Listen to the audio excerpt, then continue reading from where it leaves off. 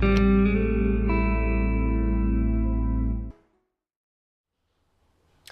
again, everyone, and welcome back to the channel. In today's video, we are going to be answering the question of what is my full retirement age? There's two different factors that play a part in this. Before we go any deeper into the video, I just want to say, please make sure to watch it in its entirety. There could be a critical detail in here that I go over that maybe you weren't aware of before. And I don't want anybody to go into Social Security and file a claim assuming one thing and another thing happens and you leave frustrated or upset or anything like that. So please, please, please, I can't stress it enough with Social Security. It is really all about the details.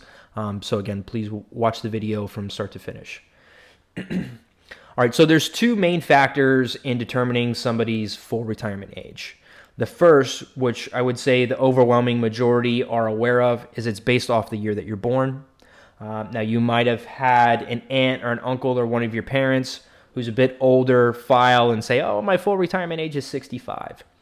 Realistically, for anybody a part of the baby boomer community, as you are going into your golden years and you're learning information about Social Security, just know this. The only thing that really changes at 65 for people at this point is age-based Medicare. Aside from that, if you were considering retirement benefits at 65, realistically, that's still going to be a reduced benefit for you. It's not going to be your full benefit amount. So again, just take that into consideration. So you can see here from the chart, this is another Social Security publication that I was able to find at socialsecurity.gov. This is for the current calendar year, 2023. So if we come down here, you can see if you're born between 1943 and 1954, your full retirement age is 66. If you're born in 55, it's 66 and 2 months. 56 is 66 and 4 months, and so on and so forth, all the way till 1960.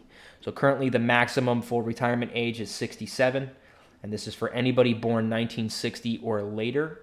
I do fully anticipate this to continue to go up, just like this did: 66 and 2 months, 4 months, 6 months, etc., etc. There's a couple reasons for that. The first being people are living longer, right? The second being is the government makes money when people are working, and realistically, they're gonna, because you're living longer, they're gonna want you to work longer. That's just essentially the way it goes. Okay.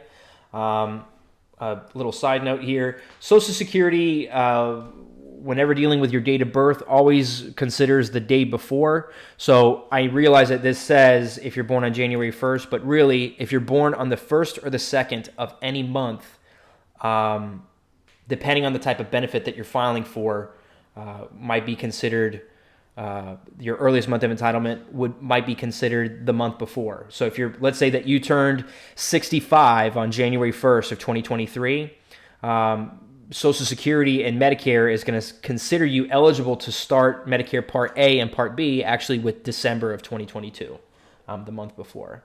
Now, in regards to like retirement benefits or survivor's benefits, if you're born on the 1st or the 2nd, well, for survivor's benefits, not necessarily, but for retirement benefits, this would mean that the earliest month that you meet your eligibility at, let's say, 62, assuming that let's say that you turn 62 January 1st of 2023, you meet the criteria for benefits throughout the entire calendar month.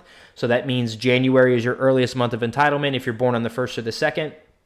And your first payment would be in February. If, let's say that you were born on, or you turned 62 on January 3rd of 2023, now your earliest month of entitlement is going to be February, and again, Social Security pays a month behind, so your first check will be in March. But I'll go into that probably on another video, a little bit deeper on how those things kind of work out. All right, so again, the first thing to consider with your full retirement age is the year that you're born. The second thing to consider is what type of benefit that you're filing for. A lot of people don't realize that your full retirement age for retirement benefits is different than your full retirement age if you happen to be a surviving spouse or basically a widow or a widower. So if you're born between 1945 and 1956, your full retirement age for as a widow or a widower is actually 66. Then it goes on to say, and the full retirement age will gradually increase to 67 for people born in 1962 or later. So you can see there's no chart in this one, but you can see that it's not the same chart as the one for retirement benefits. So again, depending on when your full retirement age falls, that could be a big difference for you in when you file and when you start collecting. I can tell you that there are people where it's really, and obviously you can't control when you're born, but it really ends up working out and putting them in a great position where they still continue to work at the same job that they have been, and they draw a benefit as a survivor, and now they have two incomes as they're kind of gradually or maybe getting ready to retire in the coming months. Maybe you have 3 or 4 months where you're drawing two incomes, and that really helps you kind of pay off that last little bit of debt that you might have.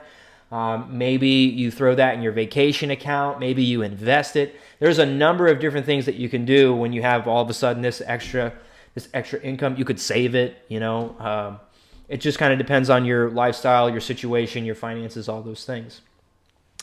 If that's something that you're interested in and you would like to go over the different strategies that could be applicable for those types of things, visit my website at www.socialbenefitadvisors.com and schedule your free consultation.